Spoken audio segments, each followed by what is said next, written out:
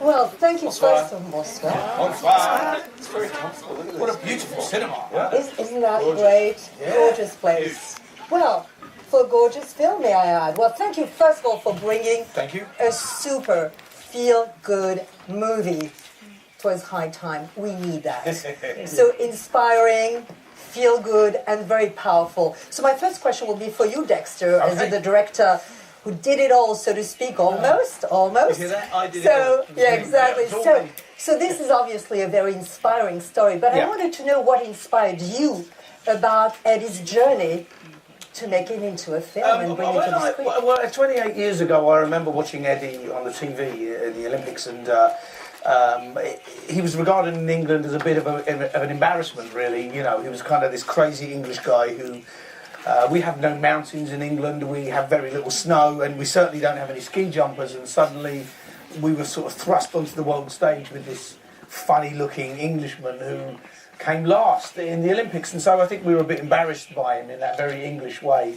And then it was only a few years later that when Matthew Vaughan, the producer, old friend of mine from Lock Stock days, came with the script and started talking about Taron and Hugh and the possibilities there, that I looked again and I read Eddie's book and then met with Eddie and realised, of course, that behind any Olympic story there's a great amount of dedication and a great amount of human endeavour and spirit, and I suddenly started realising that these are really interesting and compelling subjects to make a film about, as well as having a lot of fun, because Eddie, by his very nature, by who he is a lot of fun.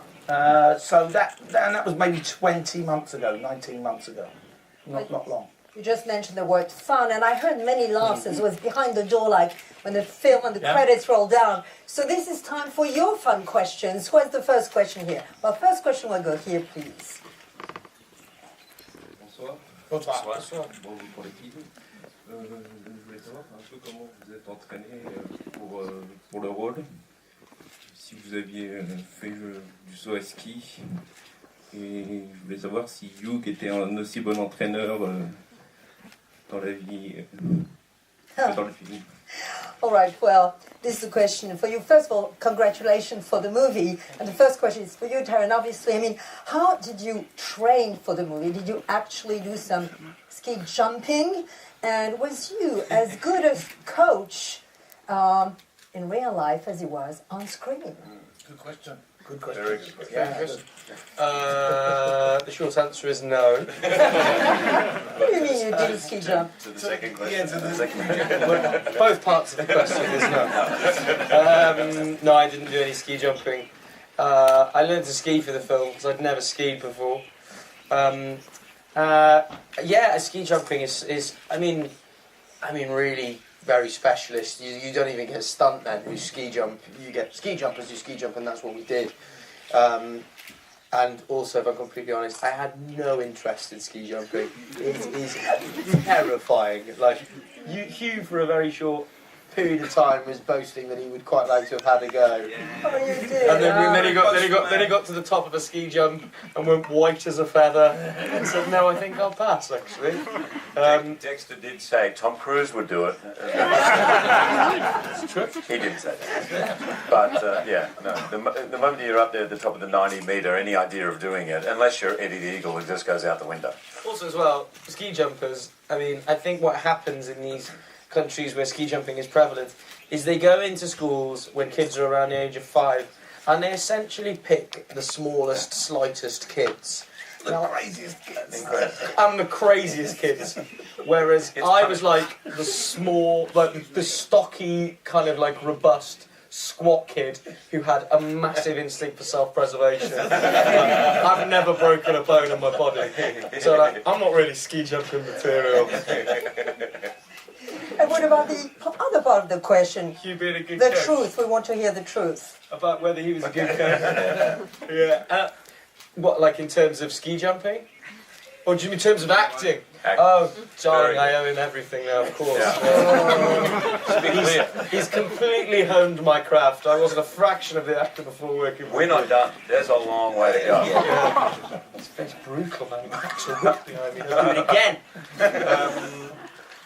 We just made really good friends and had a brilliant time. Hugh, obviously being the actor with masses more experience and masses more profile really levelled the playing field very, very quickly, and that was his great gift to me, made me feel like an equal. So, yeah.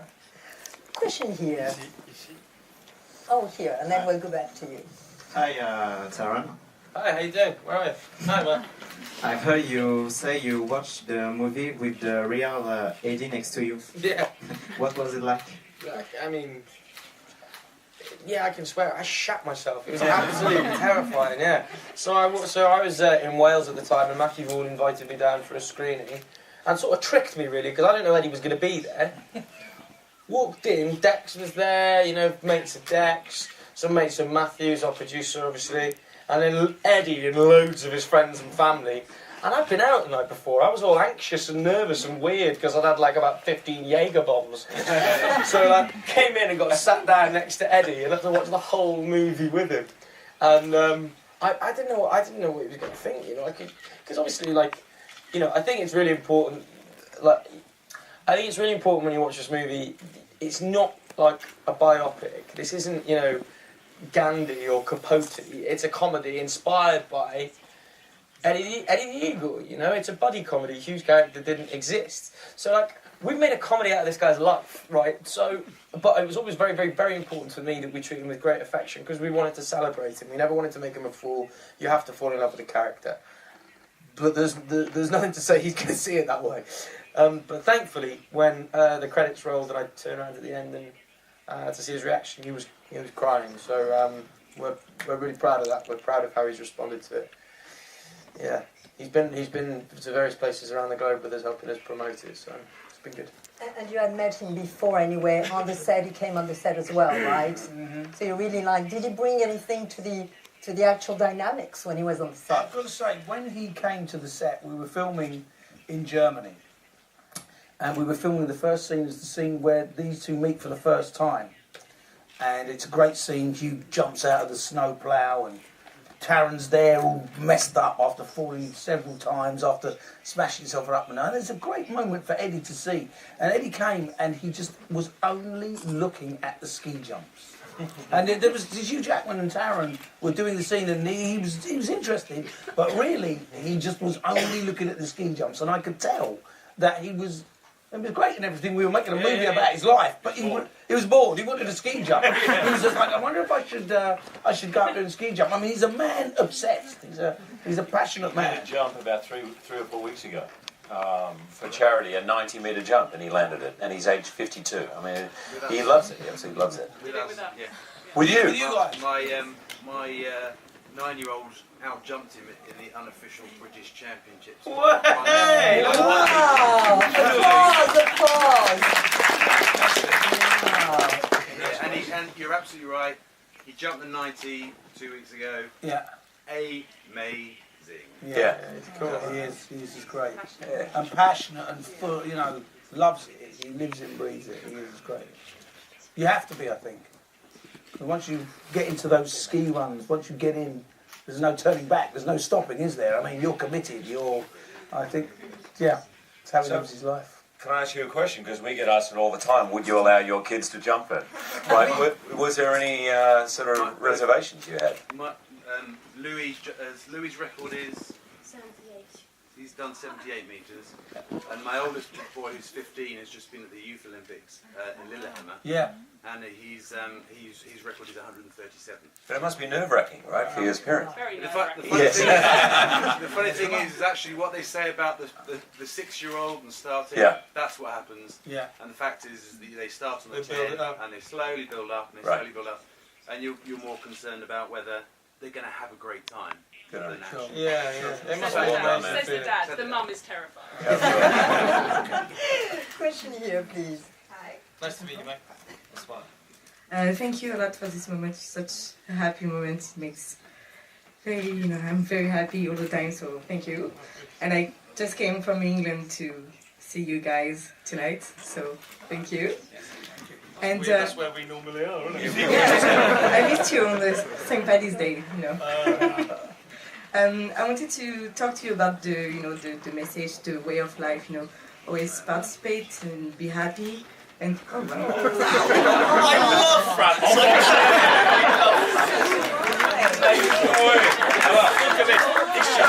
Ramen in the UK. 2 hours, 3 hours, whatever you need. You guys have just done it. Salut, salut. Cheers.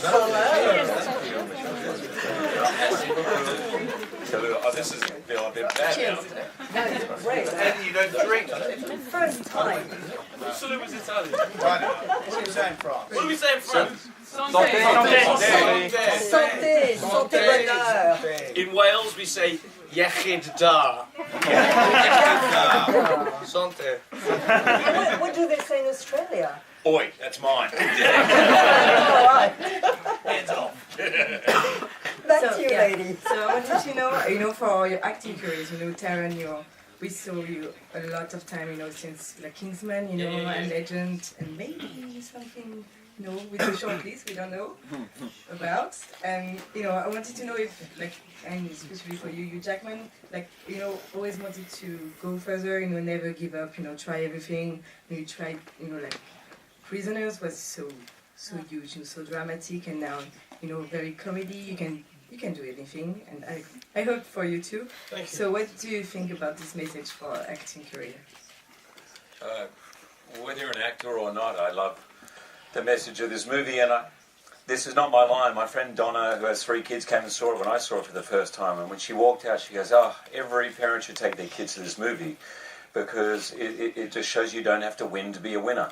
And I'm not sure what it's like in France, but in Australia and many other places, the pressure on kids, even like high school exams, has ratcheted up so high, or they feel such pressure to get into a university or to become this or that, much more than when I was a kid. So I think Eddie is a great example, because he perseveres, he's got great dedication.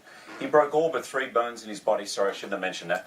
But, he really fought through a lot, and yet he achieved his goal, which was to get to the Olympics, and he wore it lightly. He loved what he did, and he's a kind of a great example, and it's a good message, I think, for everybody, whether you're an actor or not. Question. Ici. Hello. Merci. Hello. Thank you for this, very feel-good movie. This was just so cool, so fresh. So. Right. I had a question. Would you consider that?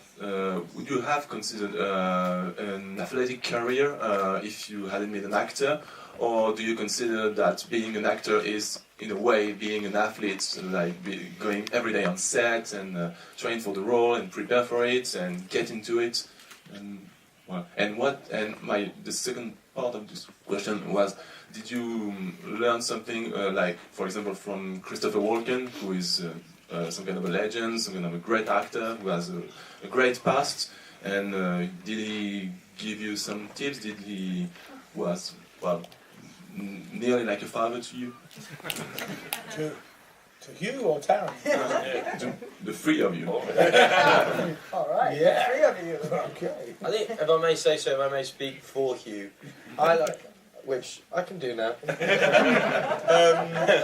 I think Hugh definitely approaches his career like an athlete, and I don't just mean because he always looks amazing and because he's Wolverine, because he has the level of commitment and complete focus and determination that an athlete needs to have, because Hugh doesn't take anything in his career for granted, and it's totally amazing, and it kind of blows my mind. And it's not something that I always do, because I just don't have that in me, the same level of kind of. You do. Anyway, but I think it's an interesting question, because I think Hugh absolutely does. It's quite amazing how I'm sort of blown away by how he approaches it. But I would like to say that is the great magic of these 2 together on screen. As the director, as the man who was lucky enough to put these 2 men together with the aid of Matthew Vaughn. But what happened so fantastically, and why the film has some magic in there, which in every film I believe needs some magic, is that these guys work there's a similarity in that they work in that they're both very open and they're very responsive to the people that they're working with. And it's so key and it's so important that the actors are there to respond with one another and enjoy each other's company and want the other person to show more, do more, be better. And that's absolutely what happened. And I, as the director, I point the camera at these 2 and I let the friendship happen. And that's absolutely what happened. I mean, I contributed a bit here and there, but on the whole, there's this amazing thing that happens. That's why there is such chemistry, because you're becoming friends, and it's through this kind of mutual respect, and that's what's really sort of wonderful about it for me. Whenever I watch the film, as I see that throughout the film constantly, which is great. I just want to say, because this is our last time on this tour, we've been around America, through Asia and Europe. It's our last time for the three of us together, and one of Taron and my favourite thing in the world is to hear Dexter's Christopher Walken impersonation. So I'm so glad you brought him up, and I love when he tell the story of when you gave the script, when you rang up and you gave the script to him, and you're waiting for his response. Oh, wow. Yeah. Okay, so Christopher Walken, I can't remember, but we're on the side of a mountain. Alligator. I'm an alligator. Today, I'm an alligator. These are the sort of random things that Christopher Walken says, and I said, "Sure, I think Christopher Walken's interested in reading the script. He's going to play this part. I needed an actor that, as soon as he walks onto the set, as soon as he walks on screen, you know that he outranks Hugh Jackman. Do you know what I mean? He's like, boom, he's up there straight away." So I knew Christopher Walken had got the script, and I'm on the mountain one day, and I get a telephone call, say, "Hello, this is Chris. I got the script. I love it. It's great. It's a good script. I read every script 3 times. I've read this one twice. I'm going to read it one more time. I'm going to read it one more time. I'm going to let you know. But I like it. It's good. Hugh Jackman. Fantastic actor. I love him. Maybe we have some dinner. That'd be great.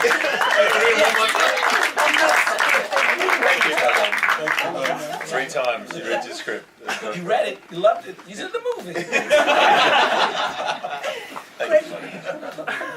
Next question, please. Where's the mic?